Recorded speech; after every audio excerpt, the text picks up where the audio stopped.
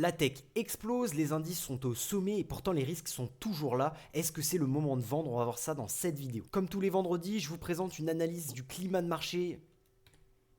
Comme tous les vendredis, on commence par l'analyse des indices pour avoir un climat de marché sur le S&P 500, le Nasdaq 100, le CAC 40 également. Ensuite, on passe sur les valeurs, les actualités notamment des 7 fantastiques et potentiellement d'autres valeurs si vous me les mettez dans les commentaires.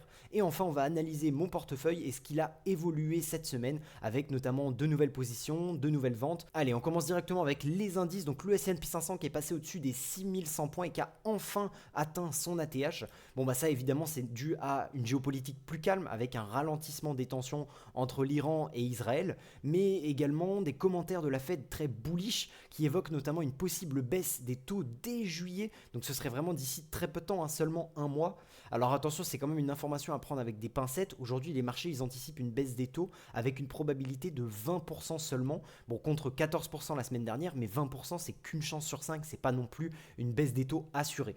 Et on a enfin eu UBS qui a relevé son objectif annuel pour l'indice à hauteur de 6200 points, notamment dû à des très bons résultats d'entreprise ces derniers temps. Donc sans surprise, hein, le S&P 500 qui part en très belle hausse aujourd'hui. Sur 5 jours, on a quand même un beau momentum, un plus 3,45% en 5 jours. Sur un mois, on est à 4,29, donc pareil, un momentum qui se fait ressentir, notamment depuis vendredi 20 juin, hein, avec une hausse, comme je le disais, de 3,49%. Sur 6 mois, par contre, c'est un petit peu plus mitigé. On voit quand même que l'impact des droits de douane a été tout de même présent. Voilà. Donc on est à plus 3,43%, mais comparé potentiellement aux semaines dernières où on était plutôt aux alentours, on va dire du 0 à 1%, bon bah là déjà on est un petit peu plus en augmentation. On a vraiment le S&P 500 qui monte, qui grimpe, qui profite de la hausse et du climat actuel. Sur l'année, ça nous donne donc plus 5,24% de performance, donc avec du coup potentiellement plus 6% de performance selon IBS qui disait donc 6200 points, donc ce serait à peu près du 6% sur l'année. Sur l'année justement, sur un an, on est à plus 12,63%. Donc là pareil, une très très belle hausse de l'indice, hein. C'est vraiment une performance magnifique. Les États-Unis, c'est vraiment un secteur très porteur. Et sur 5 ans, du coup, ça nous donne une performance à 105,24%. Une performance qui est assez dingue quand même, on va pas se mentir. De son côté, le Nasdaq, lui, il a dépassé les 22 000, il a re-atteint un ATH, hein, donc très intéressant pour le Nasdaq qui est extrêmement spéculatif, avec bien tout comme le S&P 500, une géopolitique et des commentaires de la Fed qui sont plutôt intéressants, qui vont pousser à la hausse, hein, des beaux petits catalyseurs à la hausse. Mais on a également eu les valeurs technologiques qui ont eu des très fortes performances, hein, Micron, Nvidia, AMD, qui sont en hausse et qui montrent un risk-on, c'est-à-dire un appétit pour les risques de plus en plus élevé. Et donc toutes ces informations-là, ça fait monter le Nasdaq 100 à 0,59% aujourd'hui, donc une ouverture en hausse. Sur 5 jours, on est à plus 4,37% de performance. Donc comme le S&P 500, on a un très beau momentum, 5,44% sur un mois également. Par contre, sur 6 mois, voilà, 5,17, donc une performance qui est relativement similaire par rapport du coup au mois actuel. Et par contre, sur l'année, voilà, 7,67%, donc très belle hausse du Nasdaq 100. On pourrait potentiellement atteindre les 8-9% quand même assez rapidement. Et sur l'année, du coup, ça nous donne une performance de 14%. Donc là, le Nasdaq qui s'en sort très bien en ce moment. Voilà, 14%, c'est une très jolie performance sur un an. Et évidemment, sur 5 ans, là, on est encore plus élevé, hein, 129,33%. Donc tout comme le S&P 500, eh bien, le Nasdaq se porte extrêmement bien. Le marché américain se porte extrêmement bien. Et malgré des valorisations élevées, on a quand même une confiance forte des investisseurs. Et enfin, on s'attaque au CAC 40 qui lui a profité d'un léger rebond, mais par contre qui est encore loin de son ATH. Hein, on est quand même à quelques pourcentages. Il n'y a pas encore eu de très beau catalyseur à la hausse justement comme on a pu l'avoir par exemple aux États-Unis. Bon après on a quand même une baisse des tensions au niveau de la géopolitique. On a évidemment également les commentaires de la Fed qui sont plutôt intéressants, mais par contre eh bien, il a capté on va dire l'optimisme des marchés, donc il y a eu ce petit rebond, mais par contre il n'a pas réellement participé à cette hausse, donc ça n'a pas été non plus une semaine extraordinaire pour le CAC 40 comparé à d'autres marchés. Donc le CAC 40 qui commence cette journée en hausse à 1,43%, très très intéressant, très belle performance sur une journée, avec sur 5 jours 1,53% de performance. On voit quelques petites hausses par-ci par-là, mais à chaque fois ça redescend un petit peu. On n'a pas, comme je le disais, un catalyseur à la hausse vraiment précis. Et ça se voit même sur un mois, où là par contre on a plutôt un momentum à la baisse, avec un CAC 40 qui n'est pas non plus au top de sa forme. Sur 6 mois par contre ça nous donne 4,21% de performance, donc ça c'est quand même relativement très intéressant.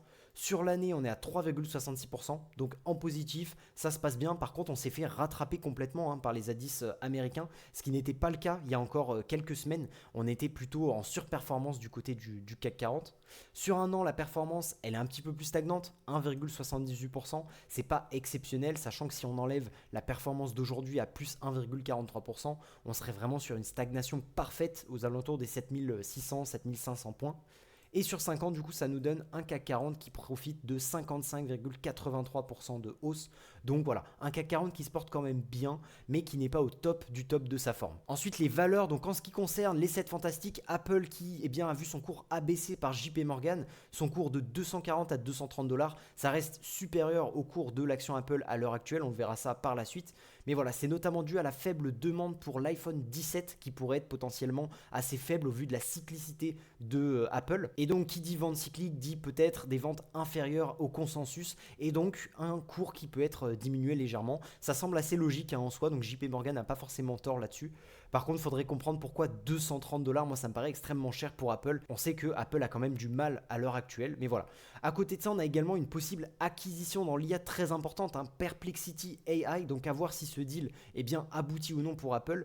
On sait qu'ils font un petit peu concurrence justement avec Meta, donc qui de ces deux valeurs réussira à faire un partenariat ou à racheter Perplexity AI, donc ça c'est une affaire à suivre évidemment. Ensuite, Nvidia, à l'inverse, a vu son cours augmenter à 250 dollars par Loop Capital, ce qui signifie quand même une valorisation à 6 000 milliards de dollars, soit 6 trillions de dollars. On serait sur une performance complètement folle, mais également surtout une capitalisation boursière inégalée. Clairement, on se rappelle que Apple est plutôt aux alentours des 3 000 milliards, Microsoft également et Nvidia à l'heure actuelle également. Donc 6 000 milliards, c'est quasiment un x2 sur Nvidia. C'est un pari qui est quand même assez osé. Et enfin, les dernières news, ça concerne Tesla qui du coup a lancé officiellement ses robotaxis à Austin. Donc là, on attendait cette news depuis beaucoup de temps, avec par contre une incertitude sur les livraisons de Cybertruck et de Model Y. Donc là, on a une pause temporaire qui va faire diminuer la production. C'est pas exceptionnel pour augmenter le chiffre d'affaires, pour augmenter les marges de l'entreprise, etc. Donc à voir un petit peu ce que ça donne. Au niveau des analystes, il y a vraiment des objectifs qui divergent. On est aux alentours des 175 à 215 dollars, ce qui par contre est évidemment bien en dessous du coup d'actuellement du cours de Tesla qui lui est plutôt aux alentours des 380 dollars. On se retrouve sur mon courtier Interactive Broker. Bon, déjà on commence avec Microsoft qui a 497,54 dollars, qui a atteint encore une fois un all-time high qui ne fait que le repousser. Donc là, Microsoft qui profite de la hype, profite de beaucoup de choses et tout se passe bien pour l'entreprise. Google, donc on est plutôt sur une bonne semaine, évidemment comme on peut le voir juste ici, avec une valeur en hausse clairement sur du long terme depuis avril. On est sur une belle valeur qui a pris quand même quelques jolis pourcentages, à peu près 20%. Bon bah voilà, c'est quand même assez intéressant. On est loin du all-time high par contre à 208 dollars comparé à Microsoft par exemple. Mais voilà, on s'y rapproche petit à petit, on fait son bonhomme de chemin. Il n'y a pas grand chose à dire entre guillemets sur l'entreprise. Il n'y a pas spécialement de news.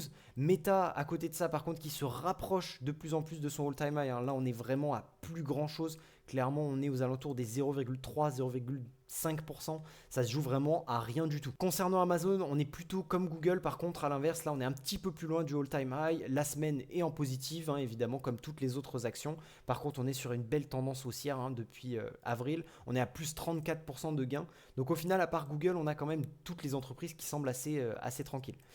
Excusez-moi pour l'erreur, j'avais dit 380 dollars, mais c'est 328 dollars, pardon. Donc Tesla, du coup, qui est quand même bien au-dessus des objectifs des analystes qui étaient entre 175 et 215 dollars. On est quasiment 30-40% au-dessus. Donc Tesla qui est encore très loin de son all-time high évidemment, mais qui suite à la baisse énorme de ses fondamentaux ces derniers jours, survit quand même plutôt pas mal. Pour moi, elle devrait être plutôt trashée comme action actuellement. Ensuite, on passe donc sur Apple qui, du coup, elle, s'en sort pareil, un petit peu en positif. On n'est pas forcément sur une tendance très haussière comparée aux autres actions. On est même sous la moyenne mobile à 50 jours. Cependant, voilà, on reste quand même assez bien. On est loin du all-time high aux alentours des 260 dollars. Et on est loin également de l'objectif de cours de JP Morgan. Mais voilà, l'entreprise se porte bien, elle est quand même en retard, c'est normal qu'elle se fasse un petit peu plus trasher que les autres. Et enfin, concernant Nvidia, vous l'avez tous vu évidemment, le all-time high qui a été atteint pour Nvidia, qui a dépassé du coup les 3 milliards 700 millions je crois, les 3 000 milliards 700 millions pardon, de capitalisation boursière, qui a dépassé son ancien all-time high aux alentours des 152 et voilà, qui continue de battre à l'heure actuelle son all-time high, 157,10. C'est tout pour les valeurs, on passe désormais à mon portefeuille. Donc aujourd'hui, j'y tiens 23,8% de mon argent en actions, ce qui correspond à peu près à 2045 dollars, versus le reste en cash, donc à peu près 6672 dollars. J'ai toujours deux positions, Adobe et Medpace. Adobe qui représente 13,3% et Medpace 10,5%. Et du coup, tout le reste, à peu près 76%. J'ai pas encore fait de nouvel achat, pas de nouvelles ventes. Par contre, j'analyse de nouveaux business. Donc bien suivre évidemment les vidéos analyse du mardi. Au niveau d'Adobe, au début de semaine, on était à 379 dollars et maintenant on est à 386 dollars avec par exemple le lancement de Firefly Mobile. Donc ça, une très belle news pour moi en tant qu'investisseur. Et à côté de ça, on a également Medpace qui elle est passée de 300 dollars à 310 dollars. Donc tout se passe bien, il n'y a pas de news au niveau de Medpace par contre. Concernant Adobe, voilà, j'allais pas faire un nouvel achat évidemment, 386 dollars actuellement, sachant que mon dernier achat est à 385 dollars. On est descendu au maximum à 375 à peu près dollars. Bon voilà, il n'y avait pas spécialement de nouvel achat intéressant à faire en particulier. Par contre, voilà, on voit que Adobe est passé sous du coup la moyenne mobile 50 jours, mais qu'elle commence petit à petit, voilà, elle la suit. On va dire ça, elle la suit. Donc on n'est pas non plus sur une entreprise qui est en difficulté non plus. On est peut-être sur une entreprise qui va profiter de la hausse du S&P 500 et du Nasdaq 100 par exemple pour repasser au-dessus de sa courbe de moyenne mobile de 50 jours. Et donc on verra un petit peu ce qui se passe par la suite. En tout cas, Adobe, voilà, pas de nouvel achat, mais une entreprise qui me fait seulement moins 1% de rentabilité. Il n'y a rien à dire pour l'instant, j'ai pas grand-chose. Voilà, j'ai un prix moyen à 390 dollars, ça me suffit pour l'instant. Et je verrai pour renforcer si l'action diminue. À côté de ça, on a également Medpace, donc 309,85 dollars, qui elle continue son petit bout de chemin à la hausse très tranquillement. On est à plus 3,08% de rentabilité totale avec un prix moyen à 300 dollars. Donc pour une entreprise que je détiens depuis moins d'un mois, c'est quand même une performance relativement intéressante, même si évidemment, et on va le voir juste ici, je ne bats pas pour l'instant le S&P 500 par exemple, qui lui du coup a une performance bien plus élevée ces derniers jours. Voilà, moi on voit que mon portefeuille stagne légèrement, tandis que à l'inverse, le S&P 500 lui a bien augmenté ces derniers jours. Je m'inquiète pas, voilà, j'ai un portefeuille depuis seulement un mois et demi avec seulement 2 actions, donc voilà, sur du long terme, je suis toujours très confiant. On verra bien comment ça se passe. Donc en conclusion, la bourse est en hausse cette semaine. L'optimisme est là, il est bien présent. Le climat est beaucoup plus calme. Il y a moins de tensions, il y a moins de problèmes. Voilà. Par contre, les problèmes, ils sont toujours présents. Et ça, c'est un gros problème. Donc attention tout de même. Est-ce qu'il faut vendre? Peut-être qu'il y a certaines actions que vous pouvez vendre. Peut-être du Nvidia, peut-être certaines entreprises comme cela. Mais ce serait passé peut-être à côté d'un momentum important sur ce genre d'entreprise-là. En tout cas, le S&P 500 qui re-atteint son all-time high, le Nasdaq également, donc un marché américain qui se porte extrêmement bien. On voit même qu'on est en grid actuellement sur le Fear and Greed Index, on est à 62. Donc voilà, c'est tout pour cette vidéo. N'hésitez pas à vous abonner, à liker, à commenter si vous avez renforcé, fait des ventes aujourd'hui, du coup, ou même sur cette semaine. C'était Antoine, moi je vous dis ciao.